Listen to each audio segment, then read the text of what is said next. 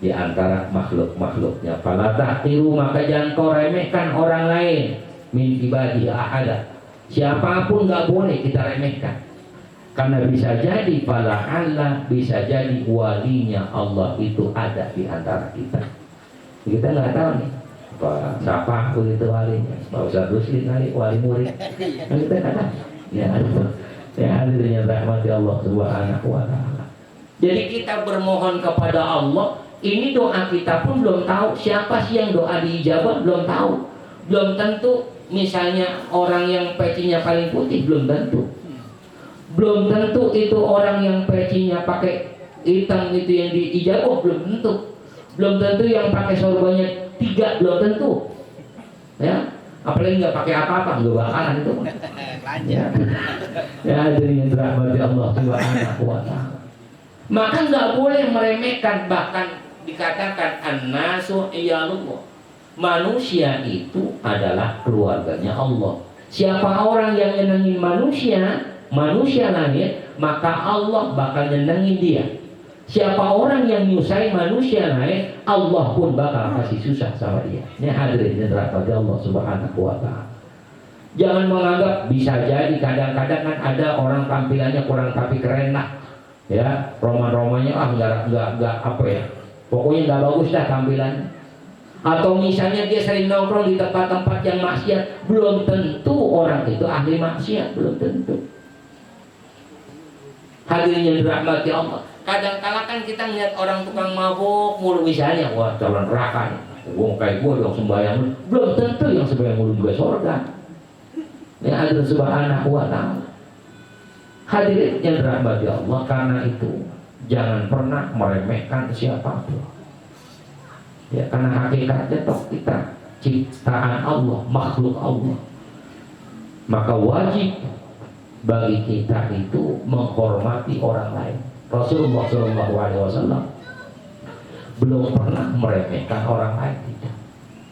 Walaupun pernah agak dicuekin, ya. Umi Maktum, sahabat Nabi yang tidak lihat, itu sempat mereka langsung ditegur oleh Allah Subhanahu wa taala. Ketika ditegur, kayak apa minta ampunnya Rasulullah SAW kepada Allah. Lah kalau kita kan hampir tiap hari ngeremehin orang, tiap hari, wah orang begitu, neraka itu urusannya. Ya orang begitu, boro-boro bakal dapat ridhonya Allah. Nihan Subhanahu wa ta'ala. Bagaimanapun orang yang dicintai oleh Allah adalah orang yang senantiasa menebar kecintaan kasih sayangnya kepada sesama manusia, kepada sesama makhluknya. Insya Allah dengan satu ridhonya Allah, yang kedua dengan menjauhi murkanya Allah, dan yang ketiga terus menghormati makhluk-makhluknya Allah. Allah bakal ridho kepada kita. Sebab ridhonya Allah, sholat nggak perlu yang bagaimana, sedekah nggak perlu yang bagaimana, ibadahmu asal Allah ridho, pasti kita dimasukkan ke dalam surganya Allah Subhanahu wa taala. Saya yakin setiap kita ketika ditanya mau neraka apa surga, kan gitu ya. Dan cara kita masuk surga, tiketnya cuma satu, ridho Allah Subhanahu wa ta'ala. Doa kita apa? Allahumma inna nas'aluka ridhoka wa jannah wa na'udzubika min sakhatika wa nar. Kita minta ya Allah supaya engkau ridho, sebab ridhomu menyebabkan saya masuk surga. Saya minta lindungi hamba dari murkamu, sebab murkamu menyebabkan hamba masuk ke nerakanya Allah Subhanahu wa ta'ala. Mudah-mudahan hadirin yang dirahmati Allah Subhanahu wa ta'ala, kita betul-betul mampu untuk jadi orang yang terus belajar menjadi lebih baik lagi, menjadi makhluk yang berkualitas di hadapan Allah Subhanahu wa ta'ala.